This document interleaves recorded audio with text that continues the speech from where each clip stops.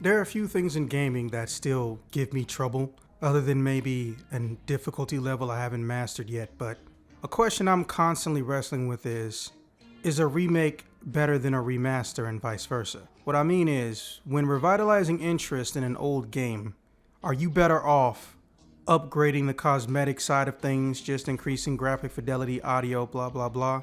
Or is it better to modernize every single thing about it, from the graphics to the controls and whatnot, and possibly include missing story elements or extra story elements, that kind of thing? Now, I'm sure everyone and their mom has their ideals about this, and they can put in their own 2 cents, especially in the comment section, the real war zone of the internet. But hey, I'm the guy with the mic, and Dylan's still recovering from his birthday. We all know that the concept of remakes and remasters have been around almost as long as ports have happened because, well, back in the day, depending on what system you got it on, games could be dramatically different or level of quality and content could increase. Look no further than the insane levels of complexity with the Earthworm Jim releases. Some cartridges on certain systems would even have more stages than other systems. Oh, for those of you wondering what a cartridge is, it's what we used to put in game systems before CDs.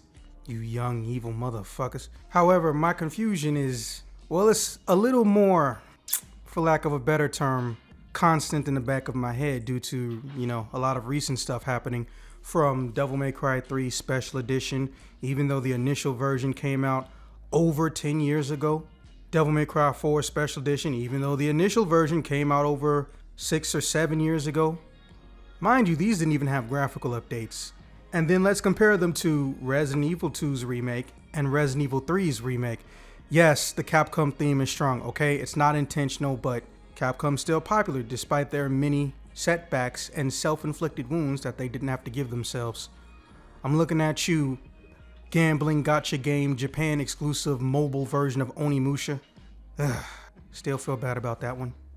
Without going into too much detail, because various YouTubers who follow that kind of stuff, and of course Rotten Tomatoes and the like, can tell you off the bat that comparing Resident Evil 2 remake to Resident Evil 3 remake, which started, I don't even believe, a full maybe 4 or 5 months apart from each other, is almost like comparing night and day, which is kind of depressing because these games chronologically come right after one another and lore chronologically coincide with each other, but 3 starts off first.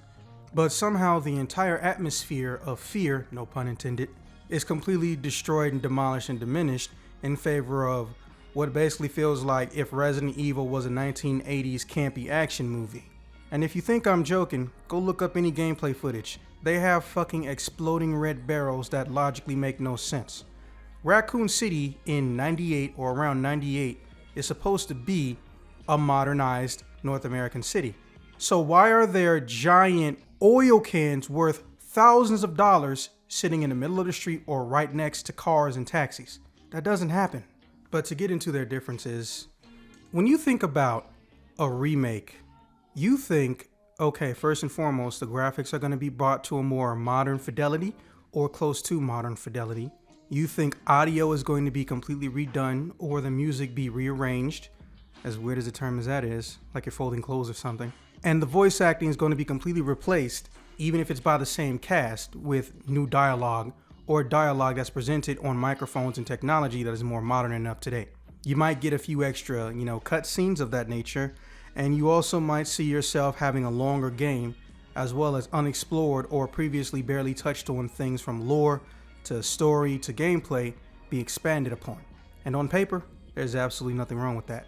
Now, when it comes to a remaster or things of that nature, it's basically just going to be the exact same stuff, but, repaired or a new coat of paint is put on it. Think about it like a car that was the coolest thing ever in 1999.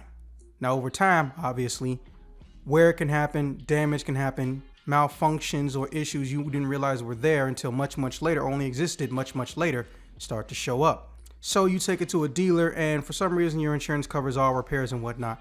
So now you're using more modernized parts under the hood.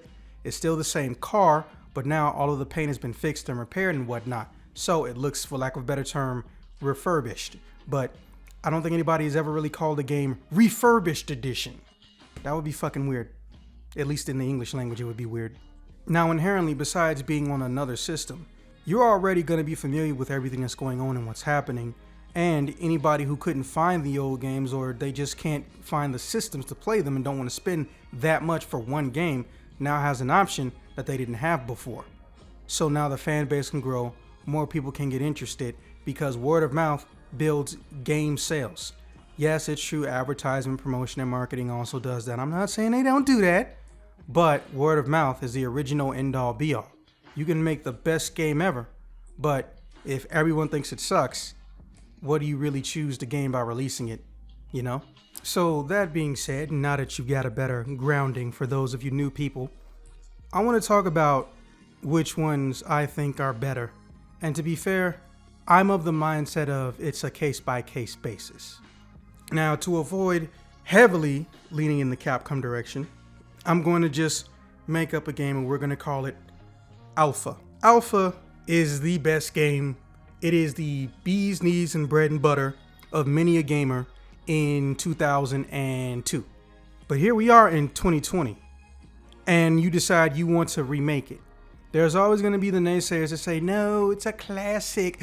Leave it alone. Leave Britney alone. Do we really want to see a 25-year-old woman leave behind 2 children and die? Have we learned nothing from Anna Nicole Smith? I know it's hard to see Britney Spears as a human being, but trust me, she is. And then just want you to port it. And there will be those of the mindset of, oh, fuck, yes, thank you. Now I can show other people who never had the chance because, well, old games get hard to find, or playing old games on systems gets harder to do over time. It's just a fact. Who here really has found a Magnavox Odyssey? Yeah.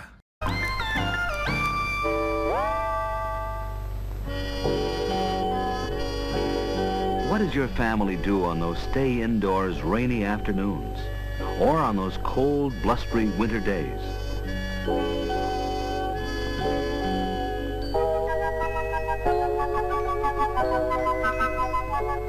Families who are content to let television do its thing often find themselves at its mercy for a choice of entertainment, while people who want television to do their thing entertain themselves with Odyssey, the electronic game of the future. Talk about old game systems, but I digress. Alpha's remake allows you to play more characters, has some online features and functionality.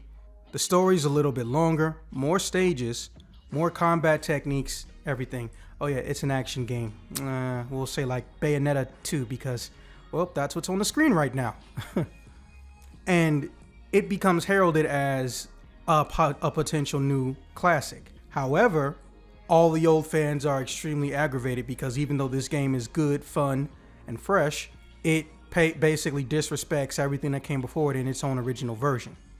So, at that point, if your goal as a company was to appease old and new fans and bring back the legacy and interest into a franchise around Alpha with the game itself, Alpha, that kicked everything off, but your fans are mad at you, the ones who've been investing money in you and all this time, and the new people, well, they don't play the old one, so they don't know how bad they got it potentially, even though the game is selling like hotcakes. I don't know if hotcakes is even actually a thing at this point in the world, but hey, it's an American colloquialism and it fits. Do you go back to the drawing board? Do you try to patch it? Do you try to fix it with DLC or, a re-release or some form of post-launch correction? Or do you keep soldiering forward, keep changing and altering what you do with Alpha in the future? Or maybe the alternative, which is going forward, when you get to Alpha game number 5, 6 or whatever, that you go out of your way to make sure that you have something in there that adheres to what the fans expect, want it, and actually give you money for. But, alternative dimension, you decide to remaster/port Alpha. Now here's the thing about Alpha. You lower the price a little bit, you clean up the audio, and you put it on every single system under the sun in the modern era. Maybe you touch up the graphics, but for the most part, it is reliably unchanged. But, as we all know, with any game, the job of the game, besides being fun, is to be able to sell. So, Alpha as a franchise has grown to make millions and millions and millions and millions in sales. But since all you did was barely touch up the graphics and port over the original alpha, who's to say that you have a guaranteed install fan base of any of the new people who you grew over years of release after release after release? Let's stop and think about it for a second. If franchise sales increase for alpha after every single release, but the only people that buy the remaster are the people who bought Alpha 1.0, the original initial version, what guarantee do you have that newer players to the franchise, or just new to in general, as in they bought stuff that was more recent, are gonna go back and play it? Think about it for a second. Resident Evil, the blocky ones, 1, 2, and 3, have had re-releases on multiple systems. But those re-releases were not guarantees of sales because A, some people didn't like the way they controlled, B, they thought the graphics were dumb, and C, they heard how bad all the acting was, and since it didn't meet their bare minimum standard, they didn't want to mess with it. Not to mention, they've had alternate versions and takes in light gun games, aka the Resident Evil Dark Side Chronicles stuff, which tells you what happens sometimes before, sometimes after certain events, and retells and redoes certain story elements to fit into the narrative of a light gun type game. So, yes, you have made your fans happy, but B, did you grow fans, and did your sales expectations get met at a bare minimum? I mean, word of mouth can sell a game, already said it once, but here you are now trying to sell a game again that you already sold off of word of mouth and bare minimum promotion. But since it's a bare minimum take on a remaster, you still have bare minimum effort in changing it. So who's to say using maximum amount of marketing and advertisement can even work for you? And that's why I think companies have to take these types of things on a case-by-case basis. As far as the Capcom, well, everything that they've remade or remastered, as far as that situation goes, I take them on a case-by-case basis. However, there are some times when they could have easily done a remake over a remaster, and there's not really a good reason to not. They could claim not enough staff for development at the time, obviously, or they could go out of their way and plan it out so that's a non-issue because, hey, go get staffers when they're, free. In particular, Devil May Cry 3 Special Edition, which released in 2019 or 2020, and Devil May Cry 3 original version and original Special Edition 2004 release. That's a giant time gap. They've had about 3 more entries since then, and the graphic fidelity has improved each entry.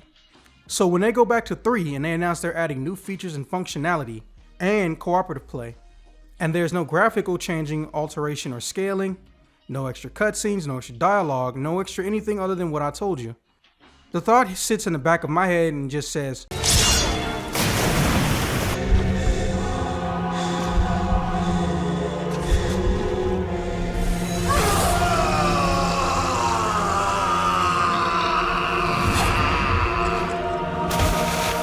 why didn't they just do a full-on remake? Why didn't they just do a full-on remake? But of course, the more pragmatic side of me and the analytical part of my brain tells me, bro, they just finished Devil May Cry 5. Hideki Itsuno, which directed about 4 of the Devil May Cry Devil May Cry games, officially removed himself from the franchise or the series. Now, even though the core staff, like producers and directors and whatnot, are still around, one of the choreographers from 3 did die, and I think he was in charge of a lot of the action sequences. And on top of that, let's not forget, Devil May Cry 5 just came out barely a full year after before this game was released. I don't have the numbers in front of me, but I'll look them up, put them on screen or something. So theoretically, that team, which it wasn't necessarily a Capcom in-house development studio, could be doing other things. We don't know how many of those people were paid on commission. We don't know how many of those people are genuine Capcom employees and the company already put them on something else. Because let me tell you, Capcom loves Monster Hunter. They love Monster Hunter. Not saying that's a bad thing, by the way. A good game's a good game, and Monster Hunter gets attention because it's a good game. So, I can understand that. But now you also understand the internal conflict I deal with. I don't know which is inherently the best option. I just know depending on the game and the situation, a remake will be better than a remaster, or a remaster will be better than a remake. But of course, you're free to disagree. Hey, I'll be around to talk about this in the comments if you guys want. So, yeah, what do you feel should be done? Remake or remaster?